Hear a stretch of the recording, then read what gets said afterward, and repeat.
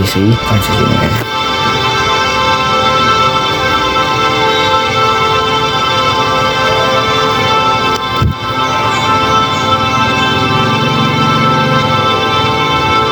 Oke.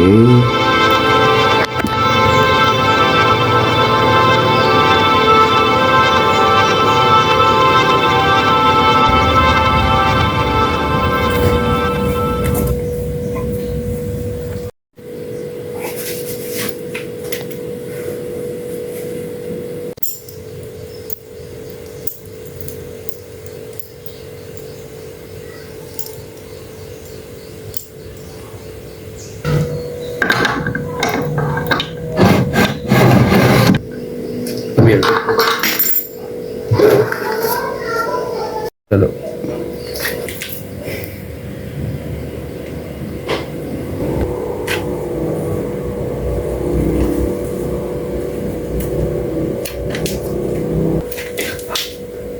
Kau perlu mengenal asal-usulmu dulu, tuanku, sebelum mengenal jati dirimu.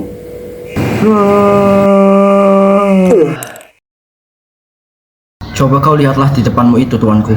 Siapa kau? Apa maksudmu? Apa kau bisa membaca ini? Hei, yang benar saja. Kemana kau mau aku pergi? Tenanglah sebentar. Aku adalah pelayan selanjutnya untuk keturunan keluarga Mataram. Dan kau adalah keturunan dari keluarga Mataram.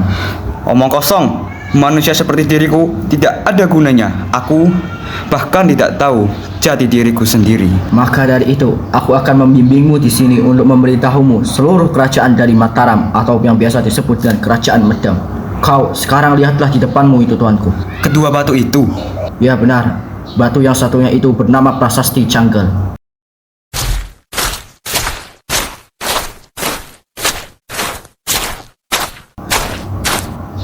Siapa dia? Dialah Raja Sana, raja ketiga dari kerajaan Galuh yang memimpin Pulau Jawa. Raja Sana kemudian menikahi seorang putri kerajaan dari Kalingga. Lalu berarti apakah dia juga memimpin Kalingga? Ya, pada akhirnya dia juga memimpin Kalingga. Namun ketika Raja Sana berada di kekuasaan kerajaan Galuh, dia mengalami penggulingan kekuasaan oleh seorang yang bernama Pubasora. Lalu dari mana asalnya kerajaan Mataram itu? Ketika masa Raja Sana digulingkan, lahirlah seorang anak yang bernama Raja Sanjaya. Dialah yang menjadi tokoh penting, pendiri dari kerajaan Mataram. Namun sebelum itu, Raja Sanjaya mengembalikan kekuasaan kerajaan Galuh dari para pengkhianat ayahnya. Lalu bagaimana kabarnya dengan Kalingga itu sendiri? Pada akhirnya, sesuai yang tertulis di Prasasti Canggal, sebelum Raja Sanjaya meneruskan kerajaan Kalingga, dia sempat menjadi pemimpin dari kerajaan Galuh. Namun, dia menyerahkan kekuasaannya kepada cucu dari Purbasora, hingga akhirnya dia meneruskan kerajaan dari Kalingga. Kenapa sekarang ada dua prasasti? Kedua prasasti itu menekankan bahwa pendiri dari kerajaan Mataram adalah Raja Sanjaya. Maksudnya apa ini? Bukannya Raja Sanjaya memimpin kerajaan Kalingga? Memang awalnya dia memimpin Kalingga, namun Kalingga terpecah belah menjadi dua, yaitu kerajaan Keling dan kerajaan Medang yang diawali oleh Raja Sanjaya.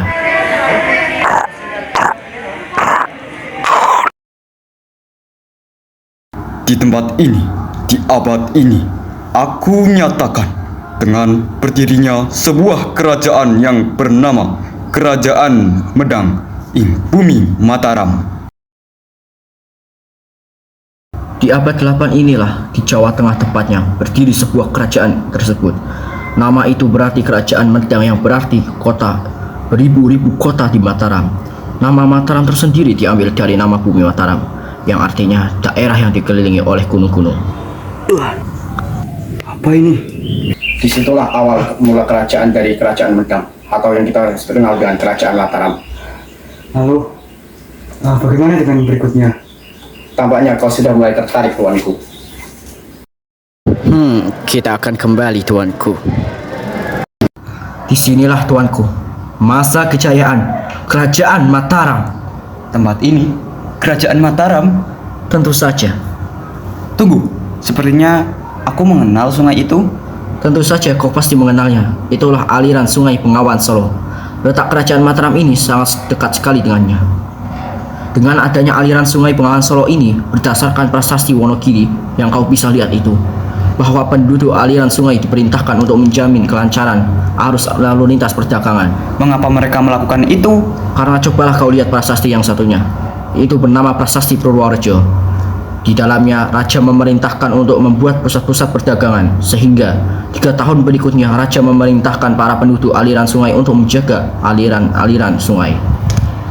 Apakah mereka hanya mengandalkan sektor perdagangannya saja? Tidak juga, karena mereka tinggal di wilayah sungai membuat tanah mereka subur, sehingga mereka juga bercocok untuk pertanian. Kerajaan Mataram juga dikenal dengan keunggulan dalam pembangunan candi-candi. Selain itu, di masa ini, candi-candi menjadi saksi kehidupan antara harmonis antara dinasti Sanjaya yang beragama Hindu dan juga dinasti Shailendra yang beragama Buddha. Candi seperti apa?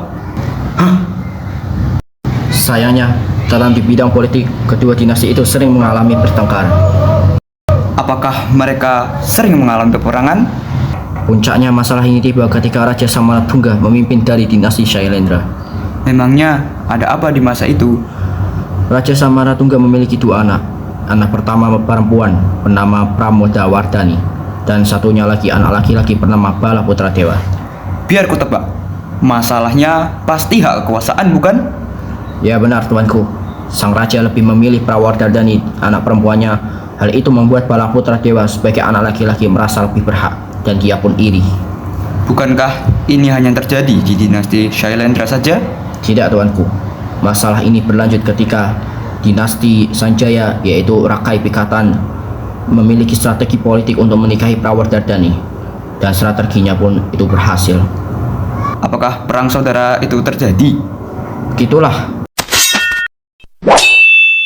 Kau bisa melihat candi itu. Candi Boko. Balaputra Dewa membangun ini untuk mempertahankan pasukannya. Namun pada akhirnya dia kalah, yang menyebabkan Balaputra Dewa melarikan diri ke kerajaan Sriwijaya. Kenapa masalah ini jadi semakin membingungkan? Memang kerajaan Sriwijaya nantinya akan menjadi penyebab utama runtuhnya kerajaan Mataram. Bagaimana dengan dia? Rakai Pikatan. Lelaki itu, dia berhasil menyatukan kedua dinasti. Hal itu dibuktikan dengan adanya candi Hindu di Candi Borobudur dan juga candi Buddha di Candi Prambanan. Jadi Balaputra Dewa lah yang menjadi pemicu Sriwijaya yang akan menghancurkan Mataram itu sendiri. Ya, kau benar. Namun di abad 10, ketika masa kepemimpinan oleh Raja Mpu Sindok, kekuasaan kerajaan Mataram pindah ke Jawa Timur. Semua prajurit, dengarkanlah aku. Hari ini kita akan memindahkan kekuasaan kita ke daerah Jawa Timur.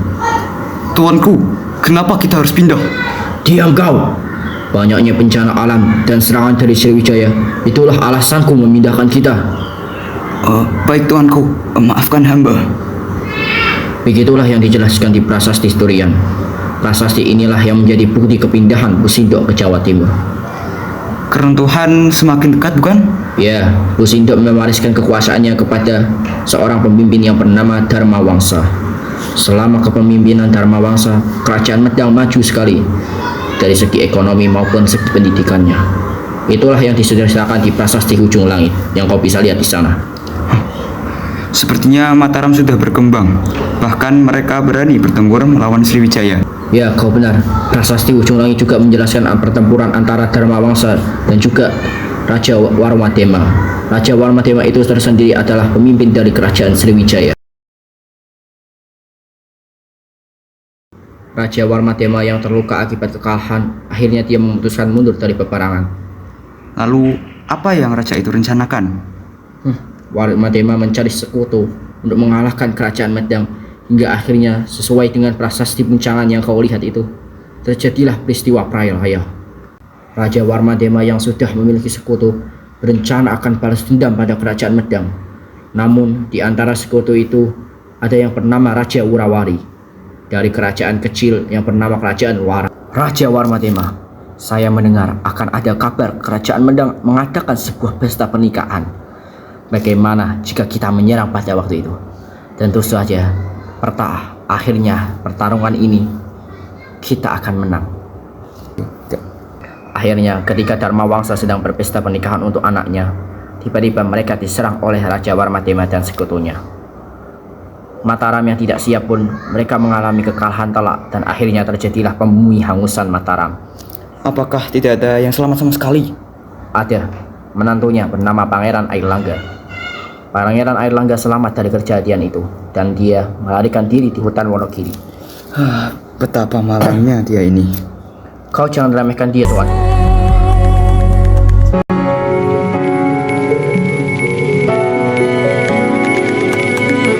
You will know you're reborn tonight. Pangeran Airlangga kemudian bangkit dan dia dengan pasukan-pasukannya mengalahkan kerajaan-kerajaan lainnya. Bahkan pada akhirnya dia berhasil mengalahkan kerajaan Sriwijaya yang bermarkas di bumi Mataram.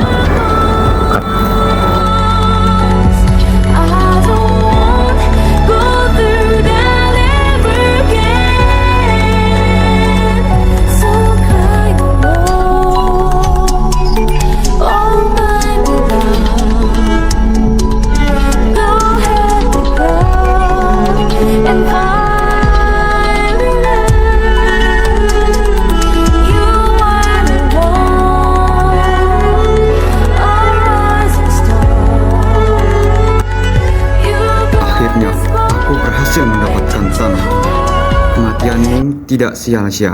Semuanya, dengarkan aku. Mau bagaimanapun, kerajaan Mataram sudahlah runtuh. Kini aku mendirikan sebuah kerajaan baru berberi nama Kerajaan Kahuripan.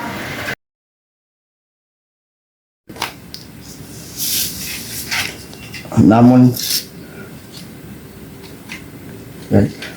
benar tuanku, kau memang sudah benar.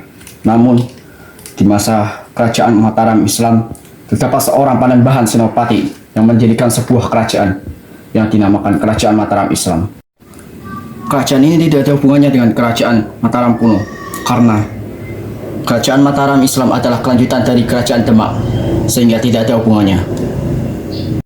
Oh, jadi begitu. Karena ada dua kerajaan di wilayah yang sama, namun berbeda masa, maka Kerajaan Medang disebut Kerajaan Mataram kuno.